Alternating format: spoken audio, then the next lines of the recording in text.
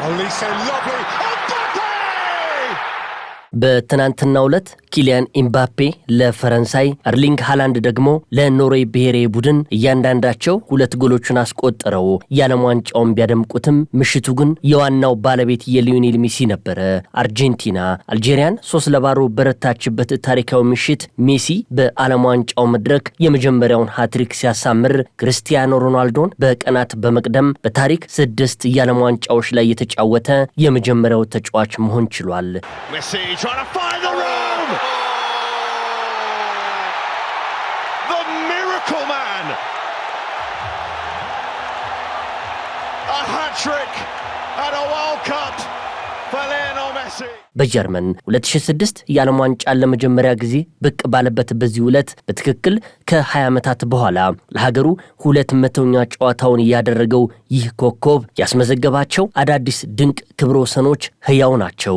ሜሲ ትናንት ምሽት በዓለም ዋንጫ ታሪክ 27ኛ ጨዋታውን በማድረግ ረጅሙን የጨዋታ ክብረ ወሰን አራዝሟል። በ60ኛው ደቂቃ ላይ የሉካ ዚዳንን ስህተት ተጠቅሞ ሁለተኛ ግቡን ሲያስቆጥር በዓለም ዋንጫ ታሪክ በአንድ ጨዋታ 2 ጎል ያስቆጠረ እጅግ በእድሜ ትልቁ ተጫዋችም መሆን ችሏል። ሜሲ እድሜው 35 ካለፈ በኋላ ብቻ በዓለም ዋንጫ ላይ 10 ጎሎችን አስቆጥሯል። ይህ ቁጥር እንደ ሃሪኬን፣ ዲያጎ ማራዶና፣ ክርስቲያኖ ሮናልዶና ቴሪ ዳንኤል ኦንሪ በዓለም ዋንጫ ታሪካቸው በአጠቃላይ ካስቆጠሩት ሙሉ ጎል ይበልጣል። በ76ኛው ደቂቃ ላይ በኒኮ ጎንዛሌዝ አመቻችነት ሃትሪኩን ሲያጠናቅቅ አጠቃላይ የዓለም ዋንጫ ጎሉን 16 በማድረስ ከጀርመኑ ኮከብ ሚሮስላቭ ክሎዝ እኩል የምንጊዜም ከፍተኛ ጎል አስቆጣሪ ሆኗል። ሜሲ አርጀንቲና 1-0 እየመራች በነበረበት ሰዓት በአልጄሪያ አይስ ማንዲ ላይ በሰራው ጥፋት ዙሪያ የታዋቂ እግር ኳስ ተንታኞች አስተያየት ለሁለት ተከፍሏል።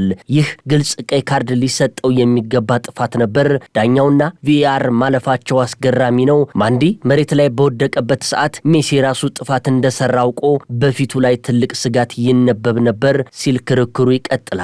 በተቃራኒ ኦንሪ ለሜሲ ጥብቅና በመቆም እንደዚህ አይነት ሁኔታዎችን በትክክል ለመተንተን የተጫዋቹ ፍላጎት ትልቅ ቦታ አለው። ቪዲዮን በድጋሚ ስታዩት ሜሲ ትኩረቱ ሙሉ በሙሉ ኳሱ ላይ እንደነበርና እግር ኳስን ለመጫወት እንደሞከረ እንጂ ሰውን ለመጉዳት እንዳልነበር በግልጽ ይታያል። አዎ ንክኪ ያለው፣ አዎ አደገኛ ይመስላል። ነገር ግን እያንዳንዱ ግጭት ቀይ ካርድ ሊሆን አይችልም ሲል ሐሳቡን ገልጿል ቴሪ ዳንኤል ኦንሪ።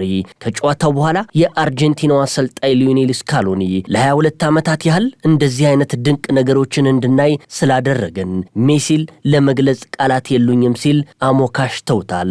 በትናንትናው ዕለት አርጀንቲና አልጄሪያን 3-0 በረታችበት ጨዋታ ላይ ታሪካዊ ሃትሪክ በመስራት ለሀገሩ 200ኛ ጨዋታን ያከበረው ሊዮኔል ሜሲ የመጀመሪያውን ድንቅ ጎል ካስቆጠረ በኋላ በስሜት ተውጦ በቲሸርቱ እንባውን ሲያብስ በካሜራ መታየቱ በዓለም ዙሪያ ያሉ ደጋፊዎቹን አስጨንቆ ነበር። ከጨዋታው በኋላ ሜሲ ለምን እንዳለቀሰ እውነተኛውን ምክንያት በመግለጽ አስተያየቱን ሰጥቷል። ሜሲ በ18ኛው ደቂቃ ላይ አስደናቂ ግብ አስቆጥሮ በቡድን አጋሮቹ ከተከበበ በኋላ ማልቀስ የጀመረበትን ምክንያት ሲያስረዳ እንዲህ ብሏል። ሙሉ በሙሉ ከእግር ኳስ ጋር ምንም ግንኙነት በሌለው የግል ጉዳይ ምክንያት ነው። ባለፉት ቀናት በጣም አስቸጋሪና ከባድ ቀናትን አሳልፌ ነበር።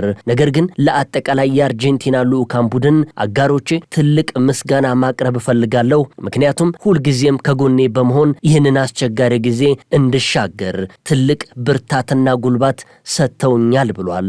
ሜሲ ከኢንተር ሚያሚ ጋር በነበረው የመጨረሻው ጨዋታ ላይ በጡንቻ ህመም ምክንያት ቀድሞ መቀየሩ በዓለም ዋንጫው ብቃቱ ላይ ጥርጣሬ ፈጥሮበት የነበረ ቢሆንም ይህንን ሁሉ ፈተናና የግል ህመም ተቋቁሞ ነው ይህንን ታሪካዊ ክስተት የጻፈው። አሁን ላይ የማሳልፈው ህይወቴ በኬክ ላይ እንዳለች ኢንጆሪ ውብ ነች። ለዚህ አስደናቂ ስብስብ በጣም አመስጋኝ ነኝ ሲል ሊዮኔል ሜሲ አክሏል። ከጨዋታው በኋላ የአርጀንቲናው ድንቅ አማካይ አሌክስ ማካሊስተር ስለ ቡድኑ አምበል ሜሲ የሰጠው ጠንከር ያለ አስተያየት የብዙዎችን ቀልብ ስቧል። እሱን ለመግለጽ ቃላት የሉንም። ይህ ቡድን ያለ ሜሲ የተሻለ ይሆናል ብሎ የሚያስብ ማንኛውም ሰው ካለ ዛሬ የታየው እውነት የዚያ ተቃራኒ መሆኑን በተግባር አረጋግጧል። እሱ ለኛ እጅግ በጣም አስፈላጊ ተጫዋቻችን ነው። እኛ በሱ ዙሪያ ጠንካራ ቡድን መገንባት አለብን። አሁንም እያደረግነው ያለው ያንን ነው ሲል ጥብቅናው ቆሞለታል። በአርጀንቲና ታሪክ እንደ አውሮፓውያኑ ዘመን ቀመር በ1982 እና 1990 በባለ ዋንጫነት ገብታ የመክፈቻ ጨዋታ የማሸነፍ ታሪኳን በመቀየር ቡድኑን ለሶስተኛ ጊዜ ዋንጫውን ለማስጠበቅ ለምሳሌ እንደ ጣሊያንና እንደ ብራዚል ትልቅ ተስፋ ሰጥቷታል አርጀንቲና።